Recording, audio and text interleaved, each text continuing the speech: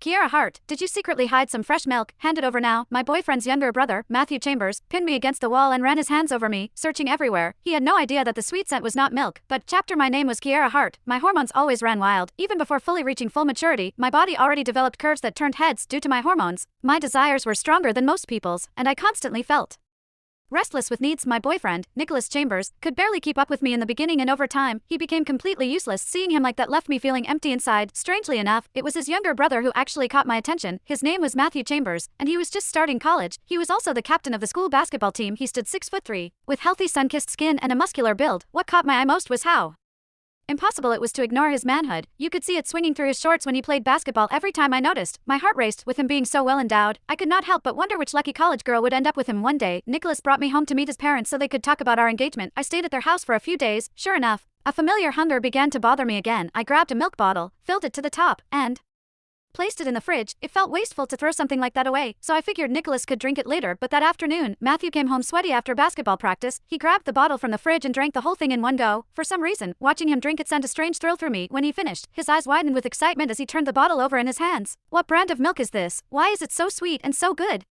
Embarrassed, I simply told him I picked it up at the grocery store. It would be too embarrassing to tell him the truth. However, Matthew stared at my chest. That was when I remembered I did not put my bra back on after filling the bottle earlier. Beneath my loose shirt, the two tiny bumps were impossible to miss. Under his stare, I could already feel myself growing weak. I tensed every muscle in my body and fought to stay composed, just so I would not do anything humiliating in front of him. He sniffed the air and said innocently, "That's weird. Why does it smell so strongly like milk?" I looked down and saw that my shirt was already soaked through. Drops of creamy white liquid seeped out one by one. Right then, my whole face turned burning red. Matthew looked at me and asked, "Kiera, why is your face so red? Are you feeling sick?" I quickly answered, "And no, I'm fine. Maybe I'm just coming down with a cold." Luckily, he was innocent enough not to realize what actually soaked through my shirt. Seeing how flushed I was, Matthew said, "Kiera, you should rest. You look really unwell." The second he said that, I rushed back to the guest room and shut the door behind me. If I stayed 1 second longer, I would not have been able to hold myself together. Once I was alone, the tension eased a little. I quickly took my clothes off, grabbed another glass bottle from the desk, and filled it with what was overflowing. At that moment, Matthew's face appeared in my mind. I imagined his hands on me,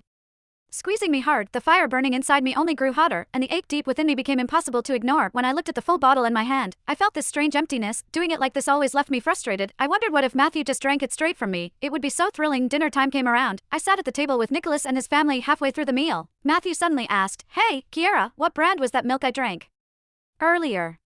"I'll ask Mom to get more later." Mrs. Chambers overheard and laughed. "You're too grown to still be obsessed with drinking milk." Hearing that he liked it so much secretly thrilled me, but since it was not store-bought, I could only smile. I said, "If you want some, I'll bring you a bottle every day. I've got one more bottle left. Let me go get it." I got up, went back to my room, and grabbed the fresh bottle I just filled. Matthew held the bottle in his hands, looking surprised. This